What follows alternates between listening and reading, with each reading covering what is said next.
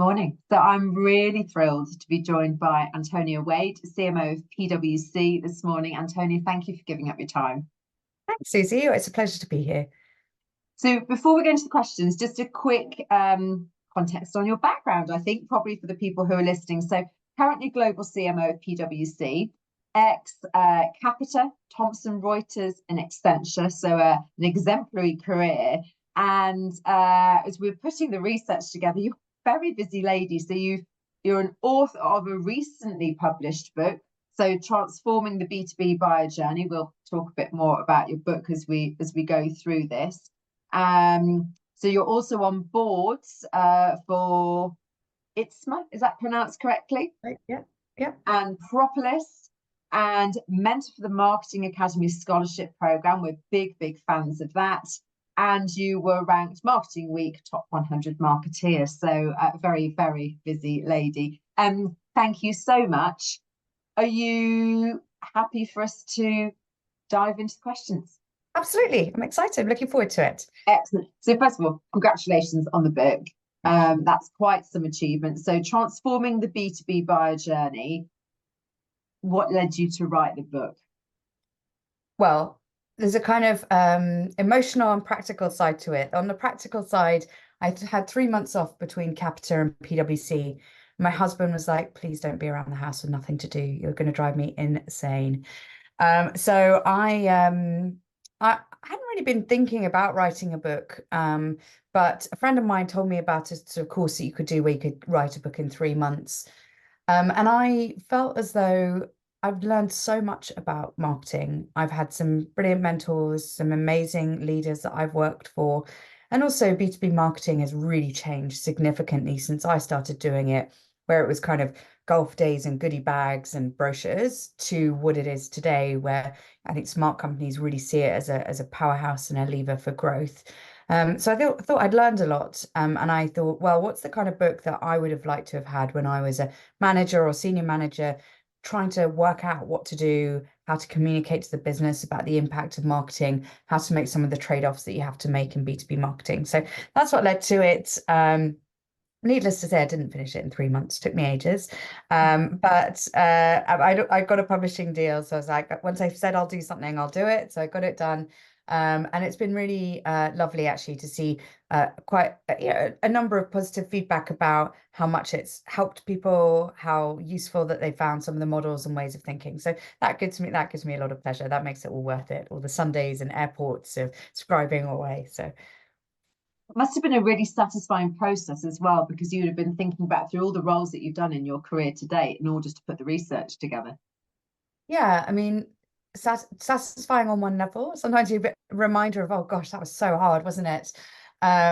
But also quite challenging, because sometimes when you're in the moment and you're trying to figure out what to do, and and you've got a good team around you, and you sort of pull good ideas together, and then to sort of go back and think about what was the process and what did I learn and how did I think about it. You kind of have to take a moment to kind of really work that through in a way that's easy to consume for other people. But yeah, no, very satisfying. Very And proud of it. what would you I'm say not writing another one now. I've only got you've one in done? me. Done. What would you say are the kind of key takeouts from the book? Are there some sort of specific things that stand out for you? Yeah, I mean, I guess the key premise to it is, traditionally B2B marketing has taken a sort of more B2C model of this idea of a funnel, right? So you should attract as much attention as you can and push it as fast as you can down to a sale. But the reality is in B2B, particularly if you're selling more relationship-based and professional services or longer term deals like you might in big technology or consulting environments, that's kind of not how it works. And in fact, it's probably more helpful to think about what stage is your buyer's mindset in, and how do you make sure that you kind of cater to that throughout their journey, as opposed to trying to put them into your funnel. And actually, in B2B, for some of the services that some people might sell in B2B, might only be 200 people in the world that can buy it. So this idea of volume and, how conversion rates can be quite unhelpful and actually contradictory to what successful spend in marketing looks like. And then I think also, typically B2B marketing tends to be not brilliantly well funded. And so how do you talk to the business about making choices between how do you create future demand and what does that look like and what's that doing for you versus how do you support sales? And or do you want to spend your marketing dollars on trying to increase share of wallet within your existing accounts? And the types of channels that you would use, the metrics you would use, the content that you would use is quite different depending on that objective.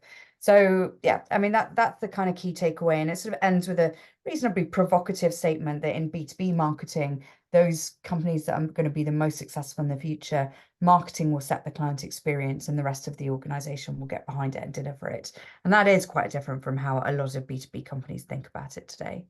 It is, but I think it's a pretty accurate take on it. It's yeah, good for you. So we highly recommend the book. So thinking of the role that you do now, and obviously changes within B2B marketing. So currently the group CMO for PwC, and we've seen huge technological changes, particularly in terms of marketing, MarTech platforms. How do you ensure that you can kind of stay ahead of these changes?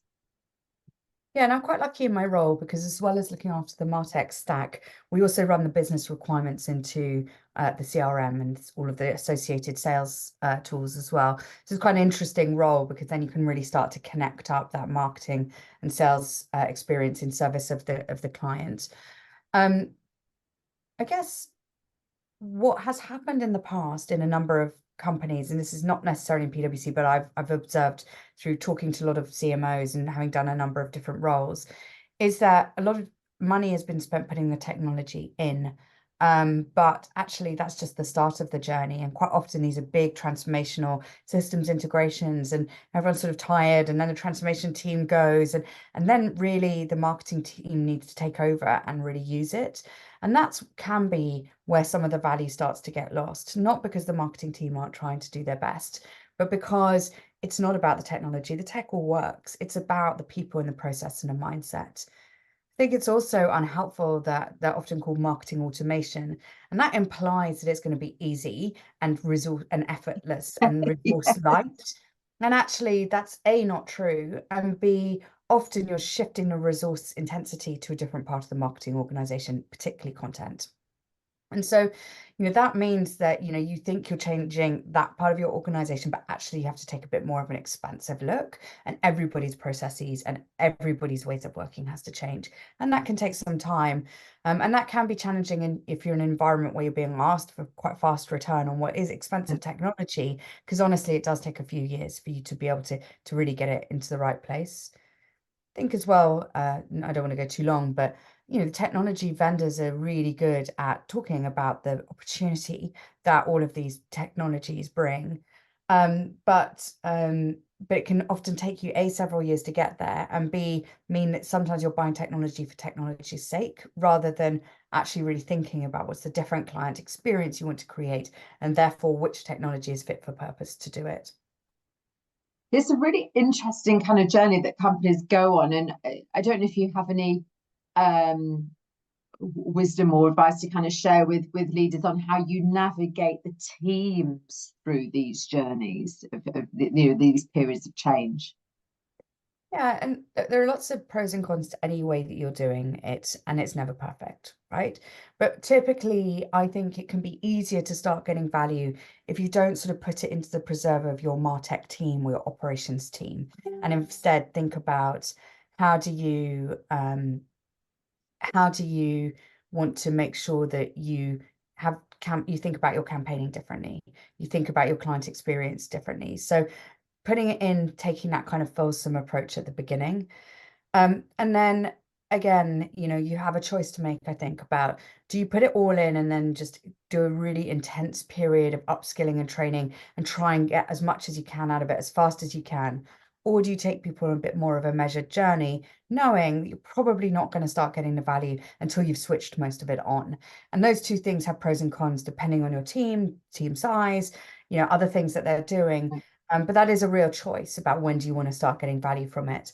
And then, of course, all the classic change things about, have a good plan, make sure you thank people on the way, make sure you celebrate key milestones, all of that good stuff.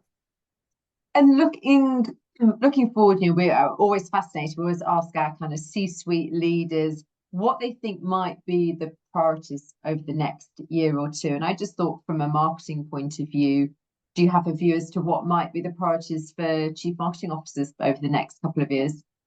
Yeah, I mean, obviously, we're in a very interesting geopolitical time.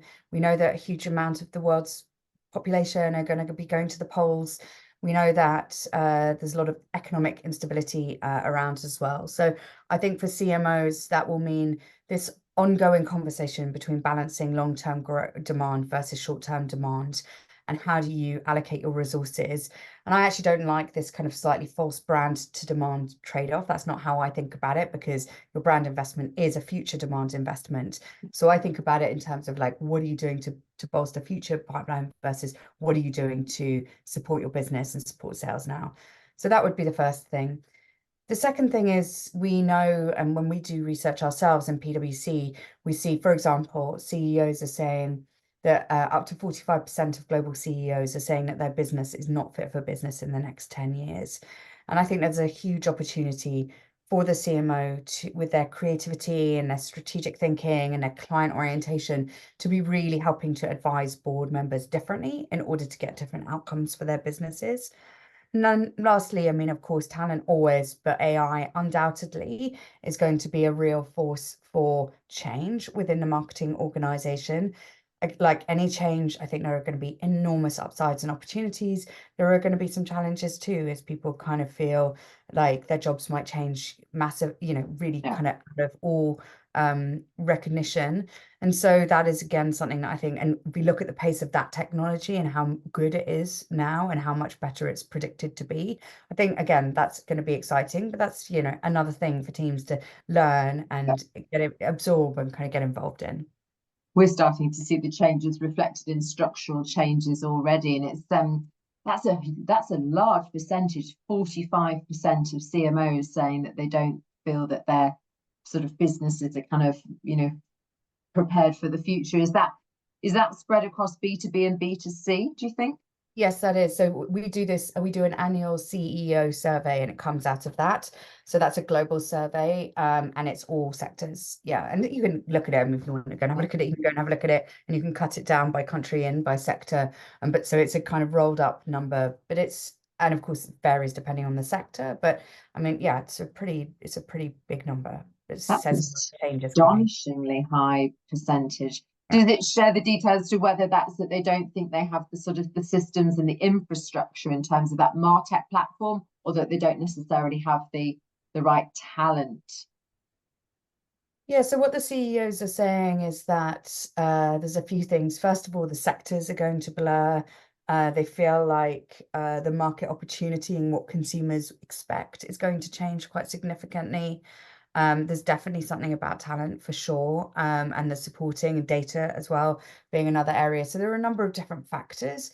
What it says though is that market's always been changeable, but the pace of change is profound, and that the impact on businesses is pretty sizable.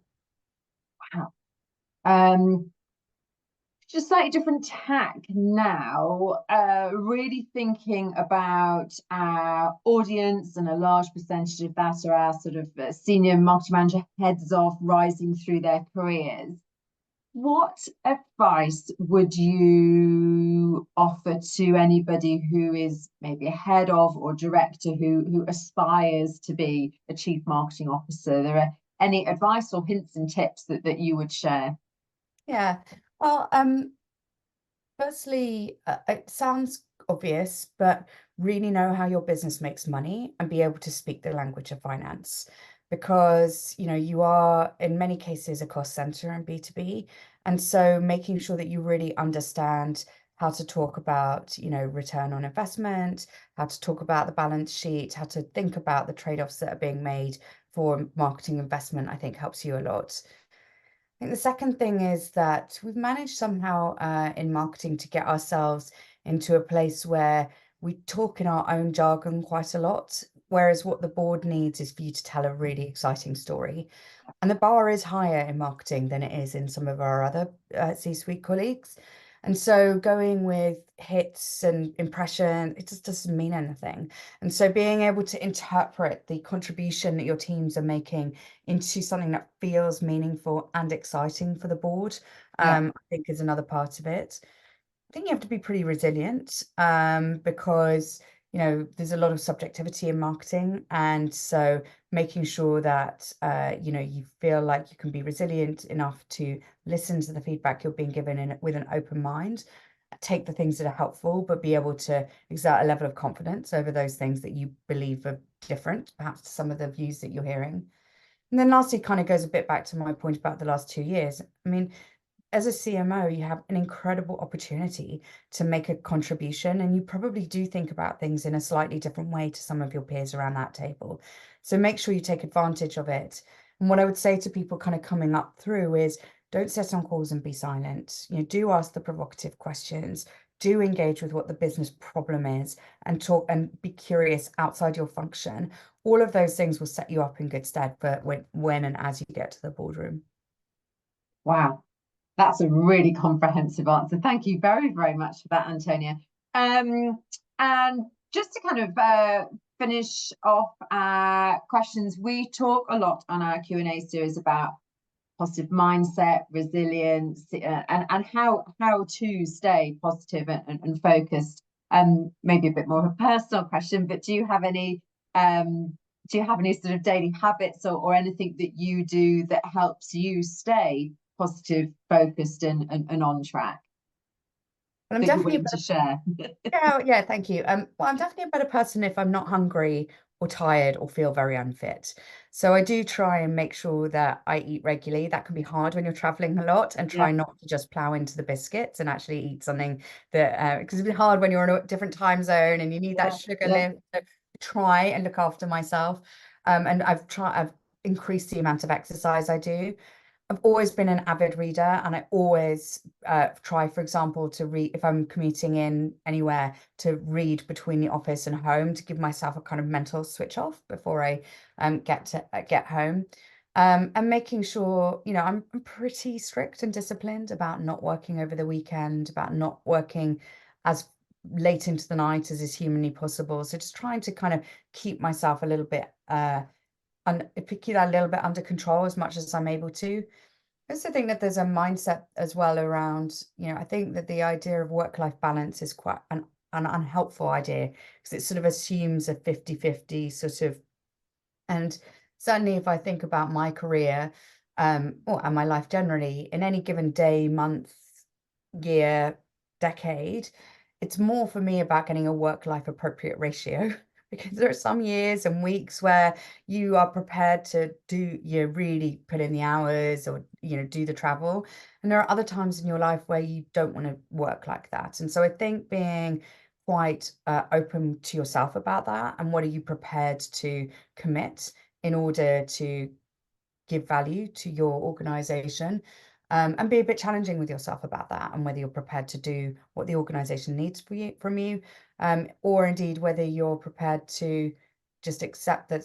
I think in many busy jobs, they'll always demand 10% more than you could ever give, even if you work 24 hours a day, 7 days a week. So actually it's about prioritization, not getting through the to-do list.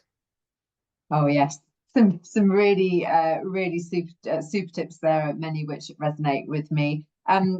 Antonia, fabulous answers. Thank you ever so much. I may well be inviting you to see if you'd be willing to come and do one of our B2B webinars, because I think you'd be fantastic. You can talk more about the book and the findings from the book.